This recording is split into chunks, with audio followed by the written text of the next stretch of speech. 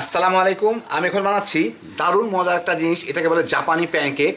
অনেক ফুলা ফুলা জিনিসটা, মানে নর্মাল প্যানকেকের মতো না, অনেকটা স্পঞ্জ কেকের মতো করে তৈরি করা খুবই সহজ, কয়েক মিনিট লাগে বানাইতে। বিট সব কিছু করা সহ, মানে কেক টেকের ব্যাটারটা তৈরি করা সহ। খাইতে দারুণ মজা, বাচ্চা বড় সবাই খুব পছন্দ করবেন। তো আসেন দেখি শুরু করা যাক। এইখানে আমি 1/3 কাপ, 1 কাপের 3 ভাগের 1 ভাগ ময়দা নিছি। এর থেকে আমি 1 টেবিল চামচ ময়দা উঠায় নিব। উঠায় তার বদলে 1 টেবিল চামচ কর্নফ্লাওয়ার দিব। তাহলে এটা আমার কেক ফ্লাওয়ার হয়ে গেল। এটা সরাই রাখি। আমি এখানে একটা গামলার উপর একটা চাল দিয়ে নিয়ে এর মধ্যে আমার 2টা ডিমের কুসুম আলাদা করে নিতে হবে। তো আমি ডিম ভেঙে ভেঙে এর মধ্যে দিয়ে কুসুমগুলো আলাদা করে নিব। চালনির ভিতরে দিলে নিচের দিকে কুসুমটা, সাদা অংশটা পড়ে যাবে। ডিমের কুসুমটা একটু যত্ন করে উঠায় নেওয়া যাবে।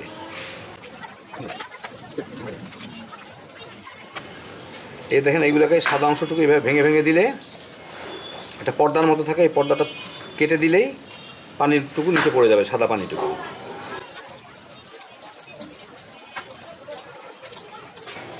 খেয়াল রাখতে হবে কুসুম যাতে কোনো অবস্থা না ভাঙে। কুসুম একটা চিমটি পড়লেও কিন্তু সাদা অংশটা আমি ফুলবে না। কুসুমটাকে আস্ত উঠায় নিতে হবে। এই যে নিয়ে আমি আরেকটা গামলার মধ্যে রেখে দিব। এইভাবে আরেকটা ডিমও আমি সাদা অংশটুকু নিয়ে নিই।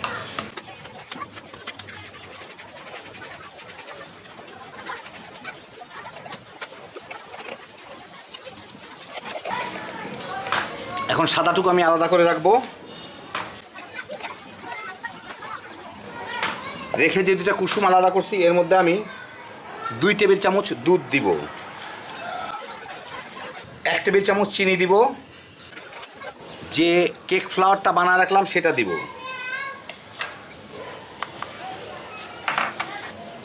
1 চা চামচ থেকেও কম ভ্যানিলা ফ্লেভার দিব। এখন এটাকে আমার ভালো মতো মিশিয়ে নিতে হবে, চিনিটা গলে যাওয়া পর্যন্ত। একটু জোরে বিট করলে এটা আবার একটু ফুলে উঠবে। চিনিটাও মিলে গেল, এটা একটু ফুলা ফুলা থাকলো। এখন এইটা থাক। এখন আমি ডিমের সাদা অংশটুকু রেডি করি। এখন এই ডিমের সাদা অংশটাকে আমার বিট করে ফুলায় নিতে হবে।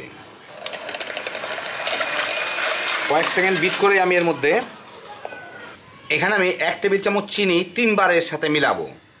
3 ভাগে দিব। প্রথমে একটু দিব, দিয়ে তারপরে এটাকে বিট করে আবার মাঝখানে একটু দিব, আর শেষের দিকে আবার দিব, দিয়ে আবার একটু বিট করে নিই।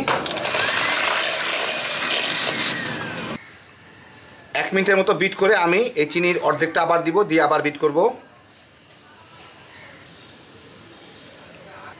মিনিট 2 বিট করলাম। এখন বাকি চিনিটুকু দিয়ে দিব, দিয়ে এটা 1 মিনিটের মতো আবার বিট করলেই হয়ে যাবে। যথেষ্ট ফুলে উঠছে আমার এটা। মোটামুটি ভালোই পিক হইল, বেশ শক্তই পিক হইল, সুন্দর। খেয়াল রাখবেন এক ফোঁটা না, বিন্দুমাত্র হলুদ অংশের মধ্যে থাকলে কিন্তু এটা হইতো না।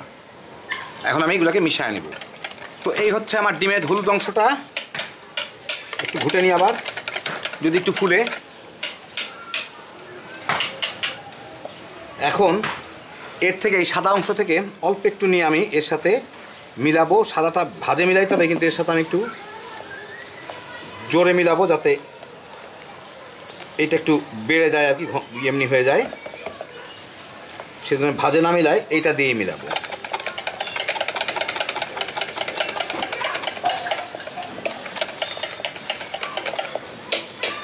মিলল।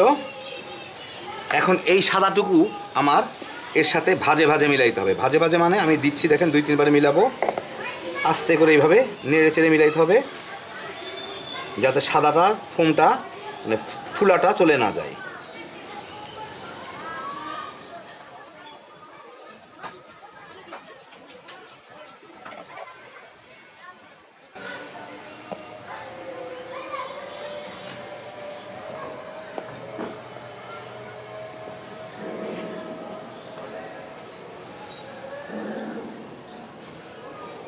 তো ভালো মতো মিলে গেল, হয়ে গেল।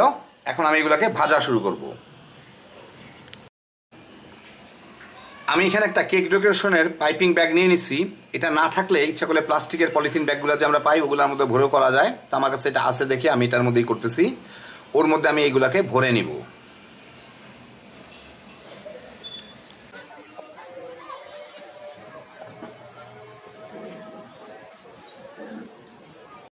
বাস এখন এই মাথাটা কেটে আমি এটাকে ভাজা শুরু করব, পাশে দিয়ে ভাজা শুরু করি। আমি এখানে একটা ফ্রাই প্যান হালকা গরম করে রাখছি, এটা মিডিয়াম আর লোর মাঝামাঝি আছে, মানে লোয়ের দিকেই বেশি। যেমন এর উপরে 1 ফোঁটা পানি দিলে যাতে একটু পরে ফুটা শুরু করে। এখন এইটাকে উপরে আমি একটু তেল ব্রাশ করে নিব, খুব বেশি না, খুব হালকা করে তেল ব্রাশ করতে হবে। তারপর যদি তেলের কোনো ফোঁটা টোটা দেখা যায় যে অল্প অল্প তেল দেখা যাচ্ছে, তাইলে আমি একটা টিস্যু দিয়ে এটাকে মুছে নিব, মানে জাস্ট তেলটার গায়ে গায়ে লেগে থাকতে হবে, কোনো অতিরিক্ত তেল থাকতে পারবে না। নিয়ে এখন এর মধ্যে আমি এই যে ভরে রাখলাম এইটাকে দিব, 3 জায়গায় দিব। পুরাটা দিব না কিন্তু, আমি 2 বারে দিব। আমি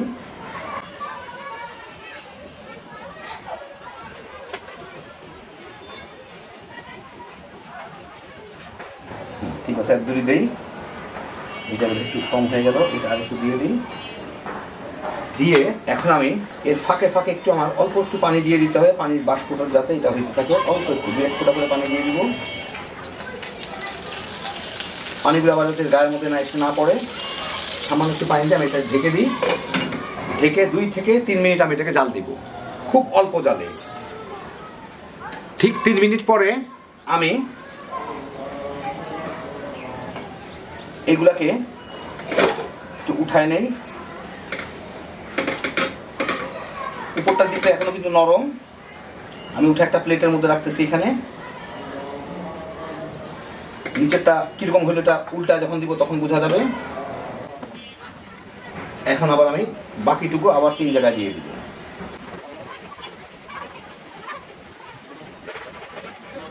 তিন জায়গায় দিয়ে দিলাম। দিয়ে এখন এই যেগুলোকে উঠায় নিলাম আমি, এইগুলাকে এখন ওর উপরে দিয়ে দিতে হবে উল্টায়। উল্টা দিতে গেলেই বোঝা যাবে তলের দিকটা কেমন হয়েছে। দেখি একটু বিসমিল্লাহ করে, এই যে তলের দিকটা এরকম, অসুবিধা নাই। একটু কোচকায় গেল আমারটা দিতে গিয়ে। এই দিকটা খারাপ হইলেও এই দিকটা নিচের দিকে দিয়ে দিব, এই দিকটা ভালো দেখা যাবে। এখন এই পাশ থেকে একটু চেঁচে চেঁচে এনে এভাবে গোল করে দিয়ে দিতে হবে, যাতে সহজে হয়ে যায়। একটু ছেঁড়াবেলা হয়ে গেলে অসুবিধা নাই, বেক হলেই ঠিক হয়ে যাবে, মানে এটা ভাজা হলেই ঠিক হয়ে যাবে কিছুটা। এখন এর মধ্যে আবার আগের মতো একটু হালকা পানি দিয়ে দিতে হবে, পানির বাষ্পতে যাতে এটা হতে পারে, আবার গায়ে যাতে না লাগে। একটু বেশি দিয়ে দিই। দিয়ে আবার এই দিকটা 2 মিনিট আমি জাল দিয়ে নেব। ঠিক 2 মিনিট পরে আমি এগুলোকে উঠাই ফেলি, বেশি পুড়ে যাবে। হ্যাঁ, এই দেখেন আমি উল্টা দেখাই। এই হচ্ছে পিছন দিকটা, আর সামনের দিকটা তো দেখলেনি। এটাকে একটু না, ওই দিকটুকু জমে গেছে, উপরে যেটুকু আমার লাগছিল সেটা জমে গেছে, খামাকার ইয়ে করে লাভ নাই। এই হয়ে গেল আমার গুলগুলা 3টা কেক। দেখেন কতখানি মোটা, পিঠের উপরে রেখে আমি ভেঙে দেখাচ্ছি ভিতর দিকটা। তো দেখেন হয়ে গেল আমার দারুণ মজার জাপানি প্যানকেক। জিনিসটা তৈরি করা খুবই সোজা। ভিডিওটা লম্বা হলেও আপনারা যতক্ষণ আমি প্রায় কাজ করলাম ততক্ষণই দেখলেন, হয়তো 2 মিনিট আমি কাটছি।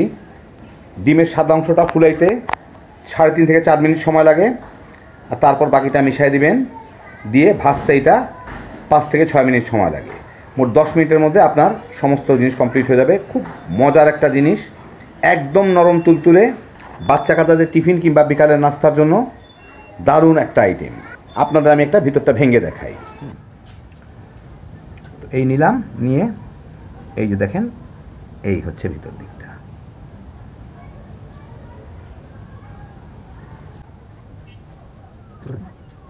একদম নরম তুলতুলে, বুঝতেই পারছেন স্পঞ্জ কেকের মতো, কারণ এটা তো স্পঞ্জ কেকের মতোই তৈরি। ডিমের সাদা অংশ দিয়ে ফুলানো হয়েছে, কোনো বেকিং পাউডার, ইস্ট টিস্ট কোনো কিছুই দেওয়া হয় নাই। হ্যাঁ, বিজোসের একটা আইটেম, বড় বাচ্চারা সবাই মিলে তামা তামা করে খায় ফেলাইতে পারবেন। আল্লাহ আপনাদের সবাইকে ভালো রাখুন, সুস্থ রাখুন, নিরাপদে রাখুন। ইনশাল্লাহ বেঁচে থাকলে আবার দেখা হবে। আল্লাহ হাফিজ।